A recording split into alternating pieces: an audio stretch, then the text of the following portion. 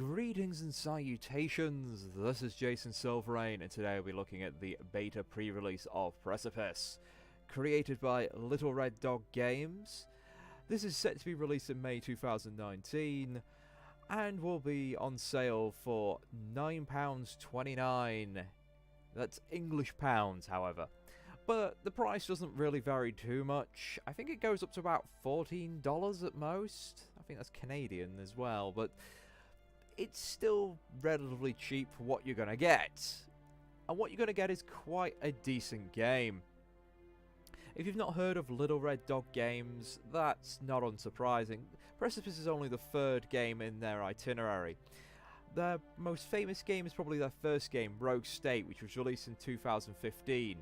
And that put you in the position of being a third world dictator who'd just recently come into power via a bloody coup and was desperately trying to hold on to power and not die.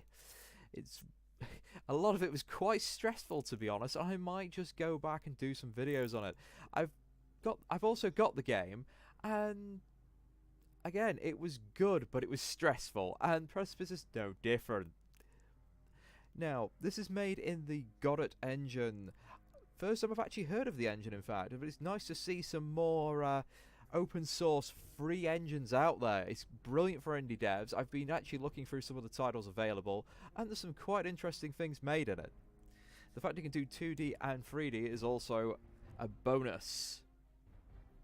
Now, Precipice did start as simply as a proof of concept game, but Little Red Dogs games ran with it, and now I can show you quite a decent Cold War simulator.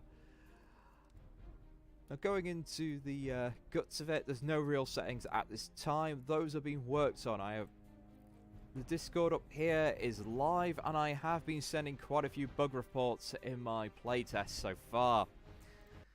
Pop into the credits. I usually don't do this straight off, but I just love this style of credits. It's so cool. It's so fast, so simple, and it just made me laugh seeing it for the first time. As you can see, it's a very small team.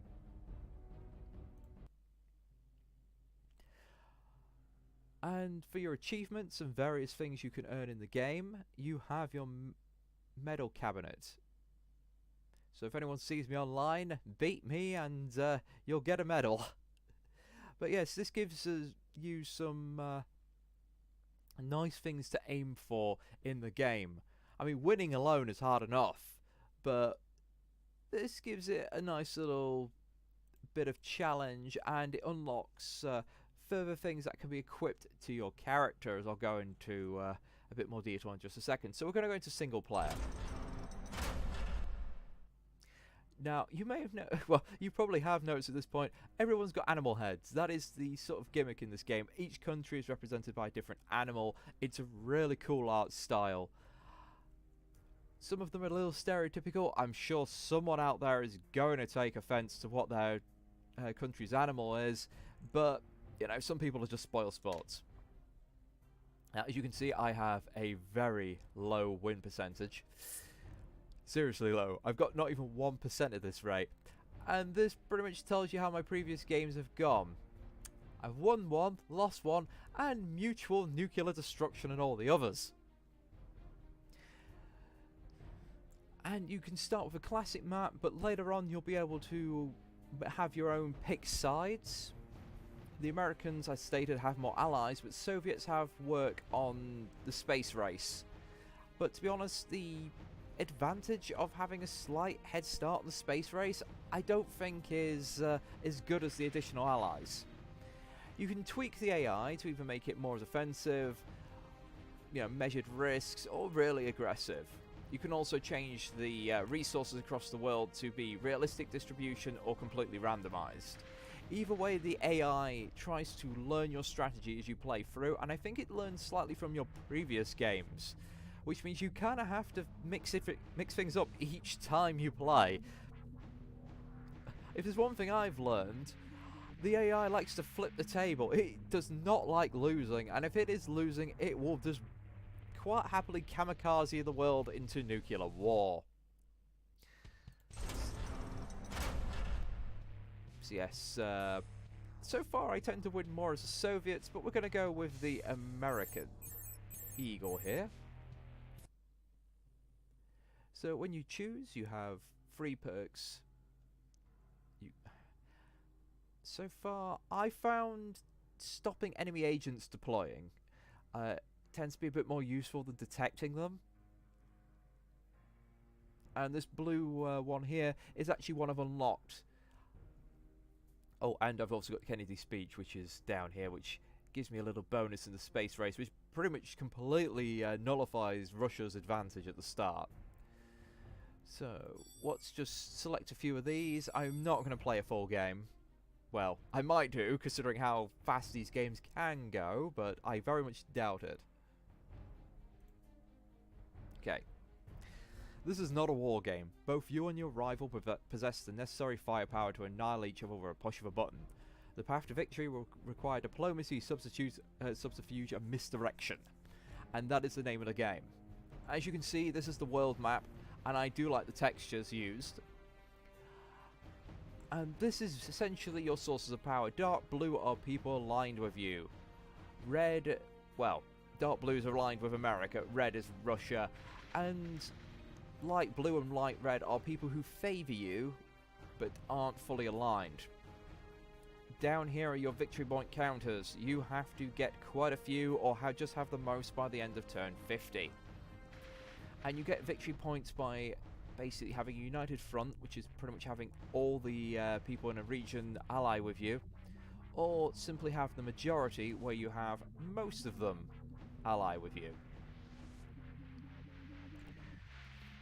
Down here is my army counters, and down here is my agents.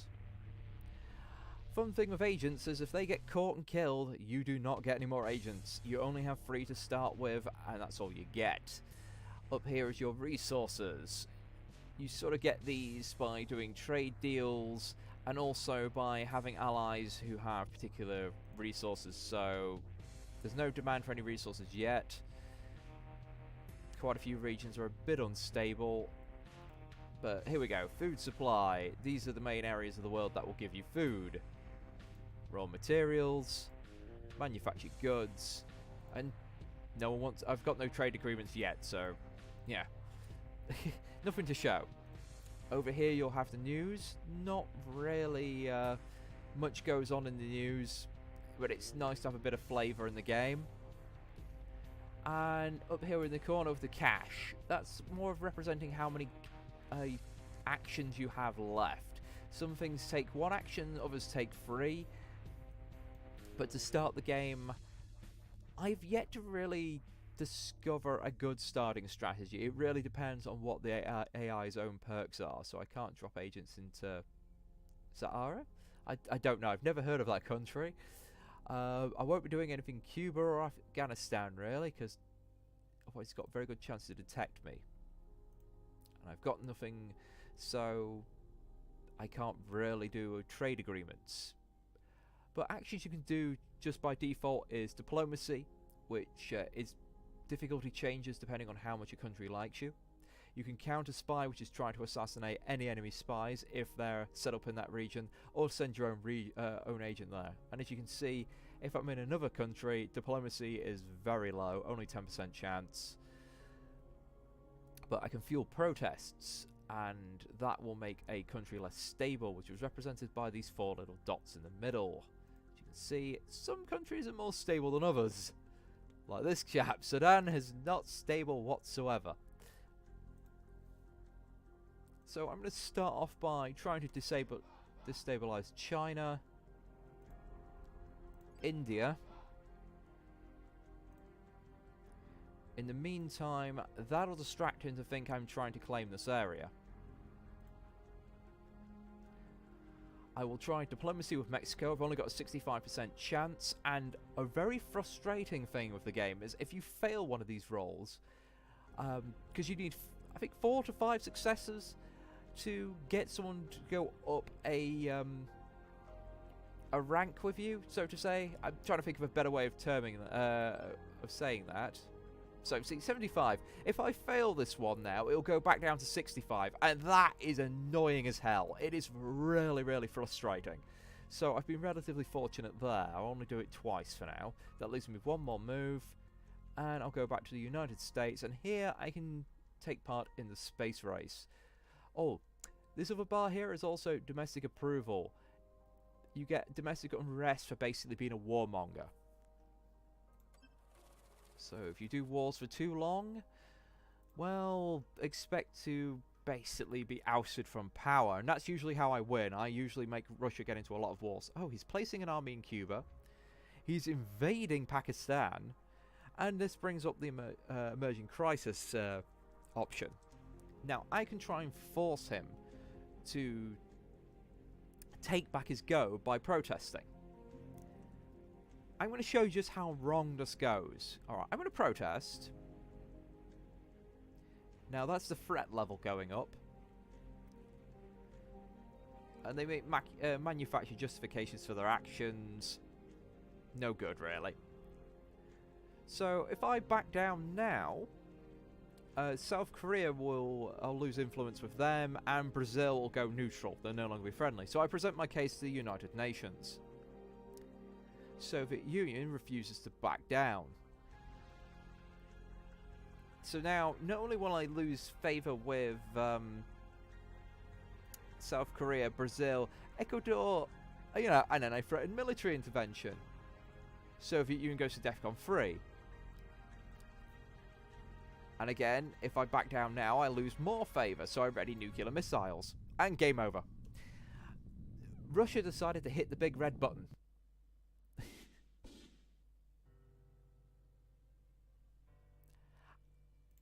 And the amount of times that will happen is frustrating. You're supposed to basically play chicken with them and hope you win. God, that's a loud sound effect. I've even turned the sound down, it's still very loud. So let's get back to where we were. Let's do something a bit different. The amount of times I've gotten into high, quite high in my turns, and Russia has just decided to continually invade everyone, and I decide to protest, and then or I do something, and then they protest against me, and they will just go straight for the nuke option. They will not back down. I've only had the AI back down a handful of times. I'll be honest, it's a little frustrating. It would be nice if the AI was a little less aggressive and not so nuke happy. To be fair, sometimes it does feel like you're playing with a very sore loser. Okay, so let's go. Goes up. I'm going to deploy an agent so you can see what it does. Though I think I've deployed to the wrong zone because this is kind of where I was going for. I kind of wanted this though. So that's all my turns done. Now we'll see what the AI does. He's deploying an army in North Korea. Doing a little diplomacy over there. Okay, he's put an army there. More diplomacy, which means he can't deploy a spy. So, our spies, our agents, what can they do? They can do coups. They can also fund insurgencies that simply weaken an area. Only 6%, that's ridiculous. Oh, that's because of the high Soviet forces around the country, so not great. See if I can get nice. We got quite a bit of diplomacy there, and that was relatively fluky. Thankfully, your chances increase with each go you do, and we've now also got a world event. Tiger economies. Thailand, Vietnam, and South Korea have invested significantly in the infrastructure following an export-driven economy. Their influence in the manufacturing sector is felt globally. Both countries are demanding more materials that can be sourced locally. So what we need is influence in all three areas and a lot of resources. I have yet to actually fulfill a single one of these because very rarely do I have influence in all three areas, and even when I do, the resource demand is so high that it's very difficult to fulfill.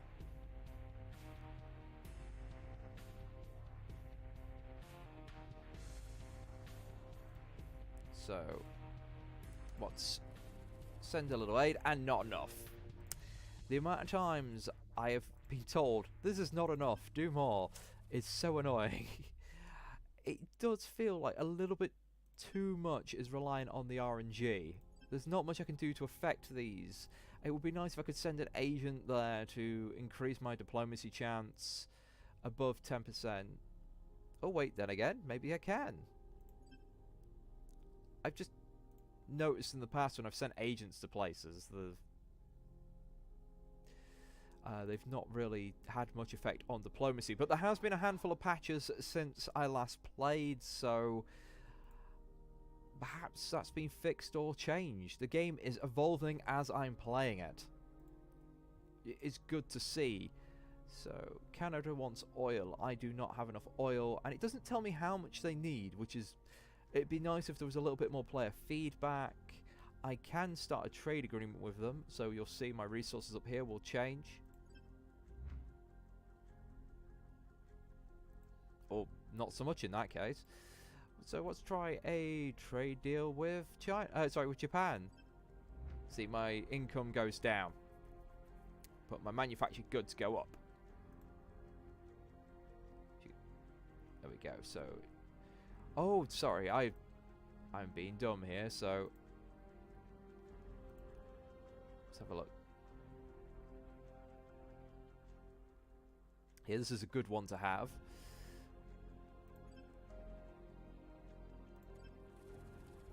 Let's get you nice and stable, but it won't matter whatsoever because there is absolutely no downside unless I threaten nuclear war to just randomly invading, and that is one thing that annoys me. I mean, you've got NATO here.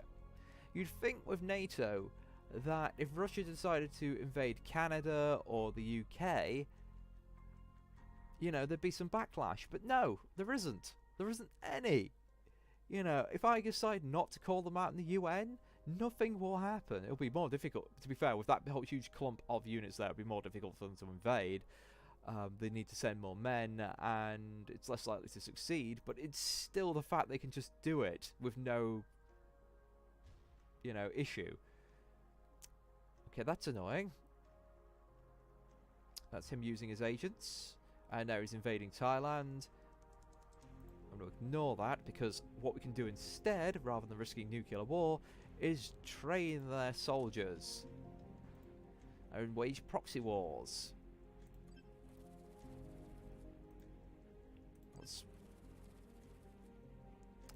Bloody Spain, it's never enough with Spain. And that was a very fast turn.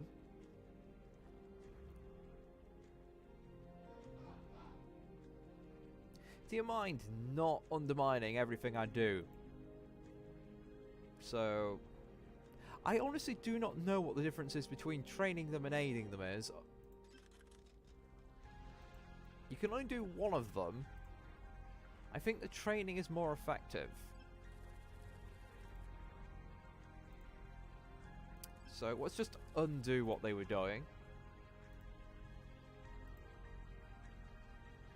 Needs oil, provides one of those. Okay, so yeah, it doesn't really clearly explain this in the tutorials. So what do you need? That also needs oil. I don't really want anyone who needs oil right now. You need manufactured goods. And if I keep that going for a certain amount of turns, eventually they'll join me. And yeah, that's all I can do for now. I like to play more peaceful. I'm not really an invading player.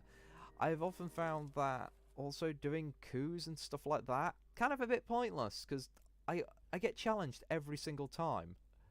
So...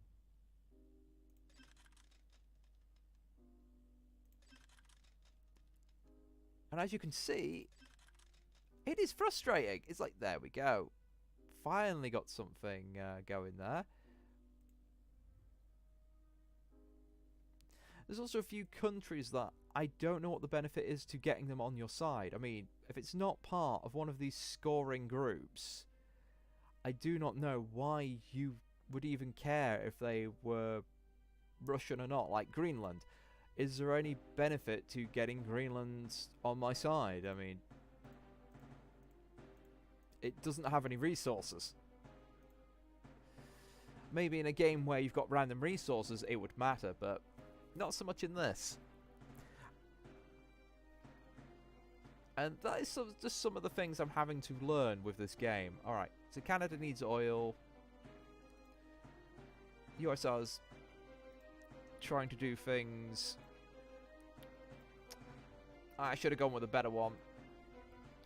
Oh, another thing I should mention is I cannot invade anywhere their soldiers are. We are not allowed to do outright war against one another, because that would lead to nuclear war, which is a bad thing. So now I've gone through all this. What? Who? Ah, there you are.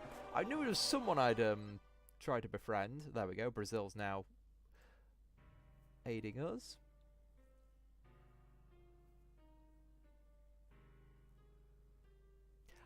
Now what I really want to do is sort of get a unified front in Southeast Asia and then sort of expand elsewhere whilst trying to break down Russia's own goals, because you can see they've got quite a few victory points over me.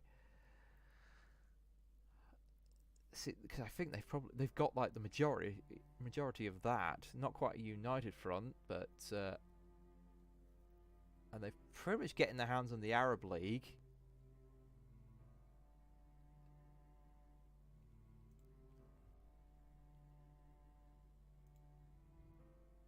So if I can get India on my side. Unfortunately, I've got issues like this. Let's deploy an agent to India. Let's see if that diplomacy goes up. No, diplomacy does not go up.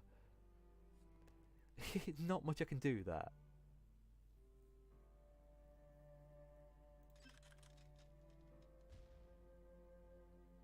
So I do one there.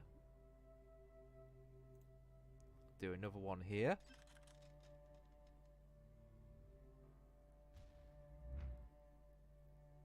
Oh, that's nice. Just blow up your country while I'm at it. That was a critical fail, so it makes one appear somewhere. But if anything, that feels like that should be a success, because it can confuse the AI to what's going on. Okay, what's...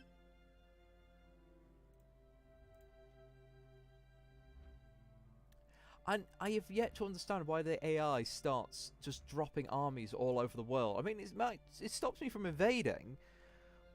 But does it really think I'm planning on invading those locations?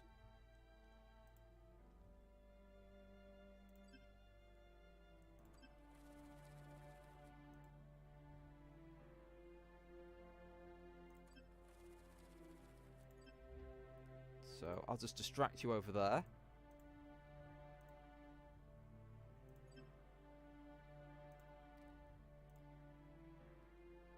Or was he distracting me?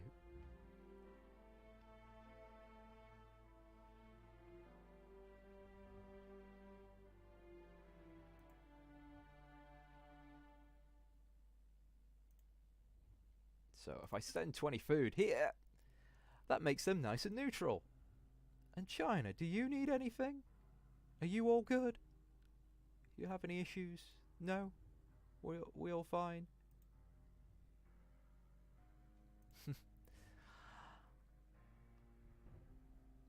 Now, one unusual thing is, because how I usually win is Russia's usually a lot more aggressive than this. Sorry, I'm just trying to pick what to do next. Let's finish off capturing Venezuela. If I can, we'll send foreign aid to secure the country a bit more. Needs food, provides oil, yes. Oh, and that was my turn on. I keep running out of goes really quickly. Yeah, you do that. That was probably a wise choice. I've got a very diplomatic Russia. This usually does not happen. It's excellent. And no, we've lost it again. And you can spend a whole round just doing this.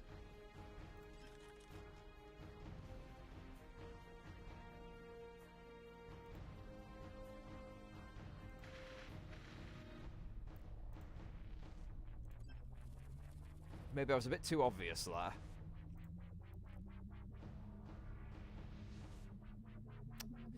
No, you're not going to get Central America there. That would be really annoying. Go away.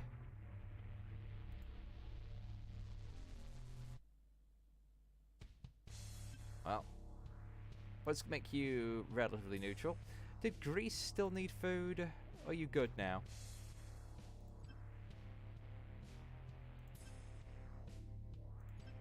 Let's just secure that.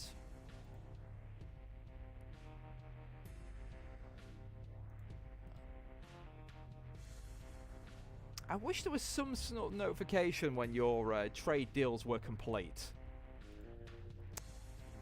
It's very easy to miss what's happened. And yeah, this is just not changing. So Russia still has more than everything, but oh, I've lost favor over in Iran, so now I've lost this. Again, it's not telling me what's happened because I'm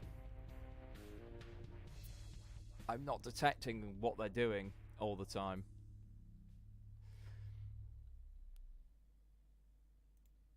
So as you can see, well, a trade deal in Iran is probably for the best. Maybe a little bit of diplomacy to start it off. Nope, he's not interested. Let's see if we can... Ah, no. And it fails. It instantly makes it Russian. See, this is why I never use the coups, because if you fail, it makes them favour the Soviets. So we're just, you know what, screw it, we're doing it this way.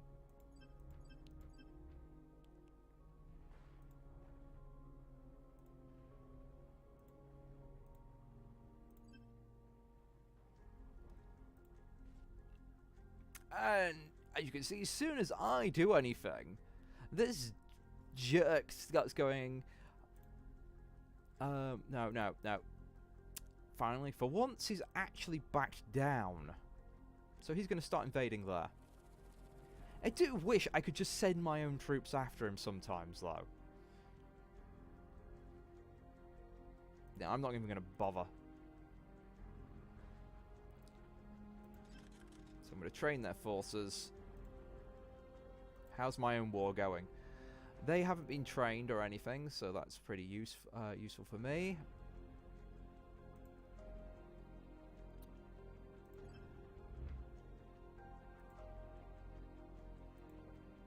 Demands. Oh, the demands for anything. Let's make you nice and neutral. Okay. Other demands. So you need food, but I've not got enough.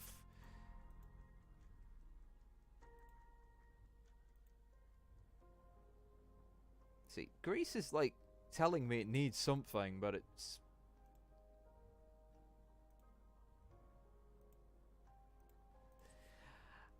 This is the thing that needs polish. It's just the player feedback at this time.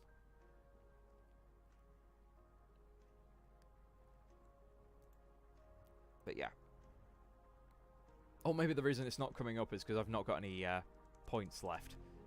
It could easily just be the reason as well. Let's see if Greece needs anything then. No, I don't have enough, so it won't tell me.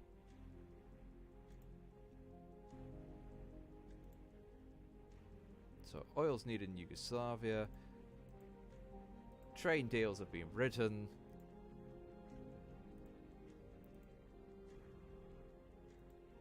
And again, knowing which countries you can do trade deals with is a little bit of a pain. It's got to be one that does something. So you need oil and you provide raw materials.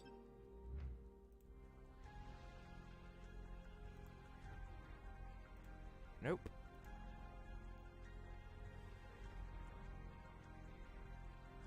This spy here is not really doing that much.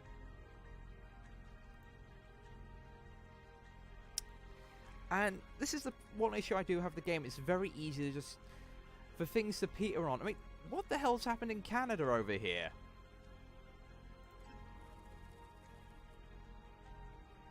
I mean, why is Canada upset now?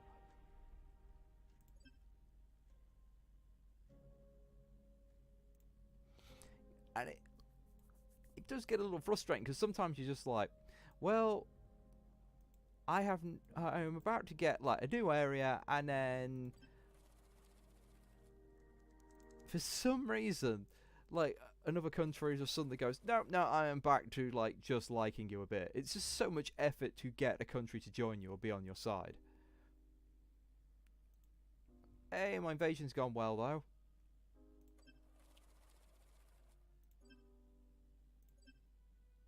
So let's withdraw those troops. Yugoslavia still needs oil, which I don't have enough for. Let's get Canada back on friendly. No, they just don't want to. And now I'm back down to no friendship with them. It's just so aggravating. This is why I've done a few table flips in my time as well, when I've had like 4 turns of just a random number generator saying, no, you cannot progress. And it all comes down to that random dice roller just going, no, we don't want you to be friends. Come on, one more. Bam. But the game has promise. The game has a really interesting concept. And... okay, let's send you some stuff.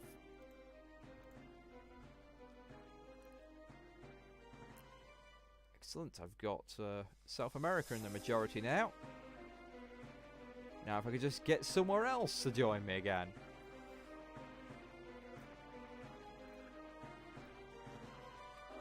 As I say, this is a really unusual game. Normally, Russia's invading people left, right and centre.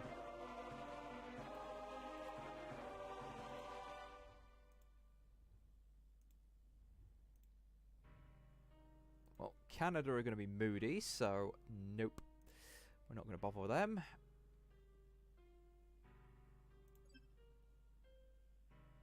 Okay. Okay, can we get that again? No, we can't.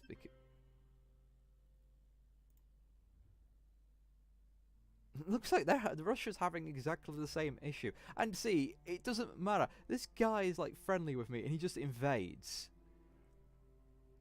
So I protest.